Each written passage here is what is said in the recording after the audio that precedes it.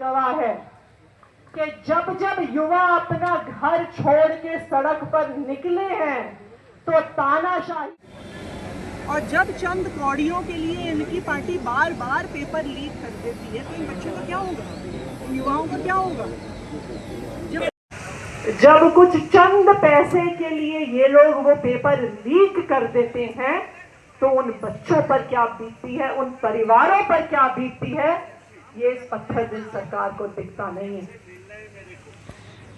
आज आम आदमी पार्टी के सारे हमारे साथी और मैं यहाँ पर सोनम जी और सीजेपी के इस प्रोटेस्ट का समर्थन करने के लिए आए हैं और इन सब युवाओं को, सोनम जी को भी हम युवा ही मानते हैं, इन सब युवाओं के जज्बे को, आप सबके जज्बे को सलाम करने आए हैं कि जहां पर इस उम्र के लोग, अक्सर हम युवाओं के बारे में सोचते हैं कि सिर्फ नया फोन, नई गाड़ी, नई मोटरसाइकिल के लिए जिस उम्र पे लोग सोच रहे होते हैं, वहां पर आप सबने हिम्मत की है बीजेपी सरकार, मोदी सरकार, इस अत्याचारी तानाशाही सरकार के खिलाफ आवाज उठाने के लिए, उस सबके लिए आप सबके जज्बे को सलाम।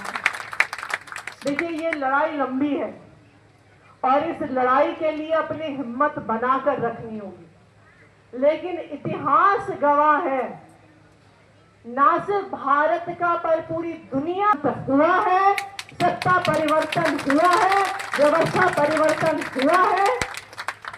ये पहले भी हुआ था, ये आज भी होगा, ये आने वाले समय में भी होगा। हमें अपने जज्बे को बनाकर रखना है और जो कुर्बानी, जो त्याग आज सोनम वांगचुक जी का है, इस त्याग को, इस बलिदान को हमें व्यर्थ नहीं जाने देना है।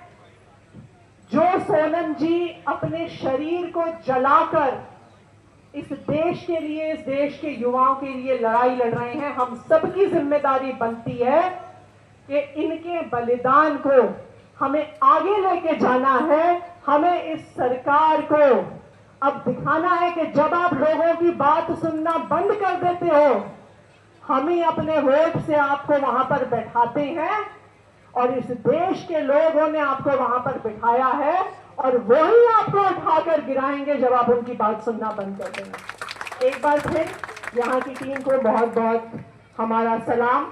और इस लड़ाई में आम आदमी पार्टी के तौर पर भी, देश के नागरिक होने के तौर पर भी, जनप्रतिनिधि होने के तौर पर भी हम पहले भी आपके साथ थे और हमेशा आपके साथ हैं। जय हिंद, जय भारत। सबसे हम उम्मीद करते हैं कि मोदी जी भी सपोर्ट डिक्लेयर करते हैं।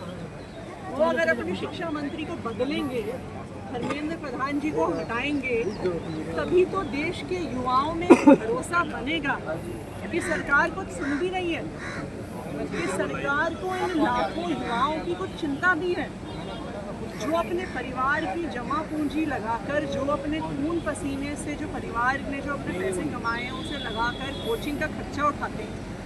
बच्चे सालों अपने घर से दूर रह के, छोटे छोटे कमरों में रहकर कॉम्पिटिटिव एग्जाम्स की तैयारी, वोट मांगने का समय आता है तब इन सब युवाओं को, इन पार्टियों को इनकी याद आती है। लेकिन जब इनकी जिंदगी तबाह हो रही है तो बीजेपी के कान पे जू भी नहीं रही है। भाई थोड़ा तो नीचे कर लेगा, मोदी जी से आग्रह करूंगी बस कि पूरे देश ने देख लिया है कि धर्मेंद्र प्रधान जी शिक्षा मंत्री रहने के योग्य नहीं है। मोदी जी को यहाँ आना चाहिए, उनको अनशन तुड़वाना चाहिए सोनम वांगचुक जी का और उनको कहना चाहिए आप बनो देश के शिक्षा मंत्री। सोनम वांगचुक जैसे व्यक्ति को देश का शिक्षा मंत्री होना चाहिए, तभी देश के युवाओं को एक अच्छा भविष्य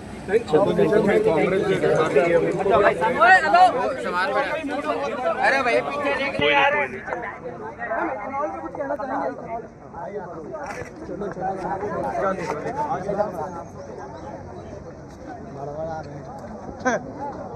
पागल आदमी है आधे।